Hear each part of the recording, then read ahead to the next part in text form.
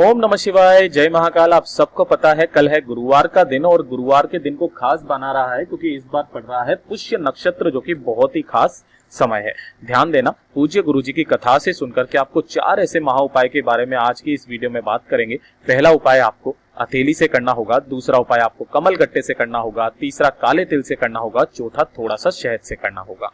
पूज्य गुरुजी की कथा से सुनकर के और समझ करके बहुत आसान भाषा में बताऊंगा, परंतु उससे पहले आप सबसे पहले कर दीजिए वीडियो को लाइक।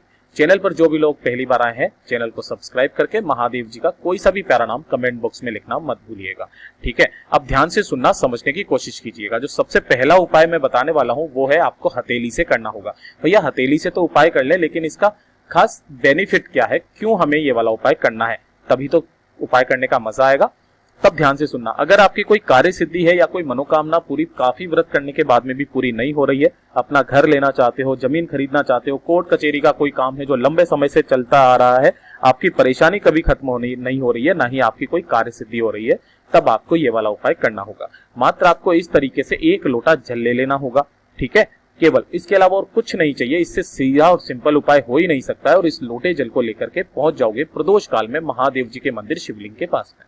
जब आप यहां पर पहुंच जाओ, ध्यान रखना, आपको सबसे पहले 1 लोटा जल को महादेव जी की शिवलिंग के ठीक ऊपर समर्पित करना होगा और आपका मुंह होना चाहिए उत्तर दिशा की तरफ। ध्यान रखना, पूरा लोटा जब आप जल समर्पित कर दें, उसके बाद में आपको यहाँ शिवलिंग के पास में बैठ जाना होगा और अपने दाहिने हाथ की जो हथेली है जलाधारी पर आपको टच करवा करके आपकी जो भी मनोकामना कार्य सिद्धि के लिए आप काम कर रहे हो, उपाय कर रहे हो, वो आप बोलते हुए महादेव जी से विनती कीजिएगा आपकी जो भी कार्य सिद्धि है, जो भी मनोकामना है, वो आपकी जरूर पूरी करें।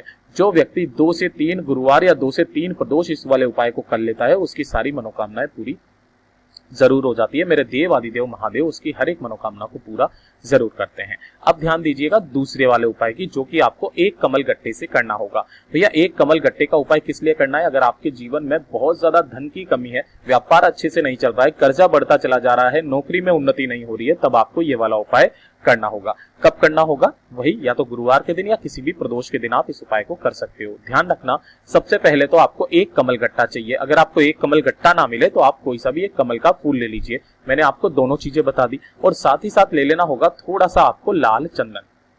इन दोनों में से आपको एक चीज ले लेनी है और थोड़ा सा लाल चंदन ले लेना होगा, ठीक है। अब सबसे पहले आपको करना क्या होगा, 1 लोटा जल लेना होगा और इस 1 लोटे जल के अंदर आपको लाल कमल का फूल या फिर जो आपने कमल गट्टा लिया है वो डाल देना और साथ ही साथ थोड़ा सा लाल चंदन डाल के अपने घर के शुद्ध जल से भर देना और इसे लेकर के पहुंच जाओगे प्रदोष काल में महादेव जी के मंदिर शिवलिंग के पास में। जैसे ही पहुंचोगे उत्तर दिशा की तरफ आपको मुंह करके खड़ा हो जाना है।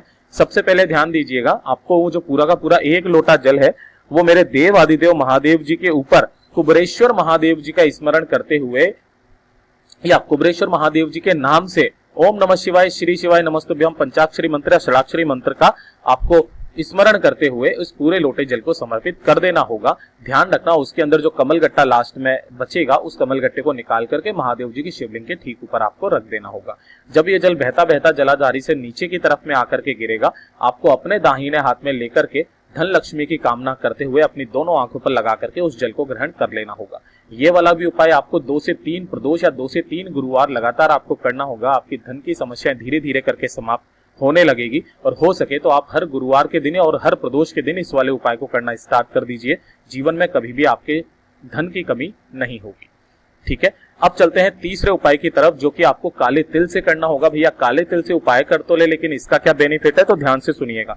अगर आपके घर में कोई व्यक्ति ऐसा है जो बहुत ज्यादा चिड़चिड़ करता है, पथभ्रष्ट हो गया है, पर नारी के चक्कर में पड़ गया है, नशा करता है, दारू सिगरेट वगैरह करता है, गलत रास्ते पर जा चुका है, तब आपको ये वाला उपाय करना होगा। ध्यान रखना, सबसे पहले आपको थोड़े से चुटकी भर काले तिल ले लेने होंगे। अरे ले लोगे, और इसी के साथ में आपको ले लेना होगा 1 लोटा शुद्ध जल तांबे का, और ज्यादा कुछ नहीं चाहिए। दोनों चीजों को लेकर के पहुंच जाओगे महादेव जी के मंदिर शिवलिंग के पास में। अब जो आप 1 लोटा जल लेकर के आए हो, उत्तर दिशा की तरफ मुंह करके आप खड़े हो जाना और इस 1 लोटा जल को श्रम्भेश्वर महादेव जी का नाम लेकर के ओम नमः शिवाय या श्री शिवाय नमस्तुभ्यम का स्मरण करते हुए इस 1 लोटे जल को आपको सबसे पहले समर्पित कर देना होगा। किन महादेव जी के नाम से? ये ध्यान रखना, श्रम्भेश्वर महादेव जी के नाम से। इस तरीके का उपाय उस वाले व्यक्ति का, परिवार का कोई भी व्यक्ति कर सकता है, चाहे माता, बहन, पिता, बेटा, बेटी, कोई भी कर सकता है, पत्नी भी कर सकती है।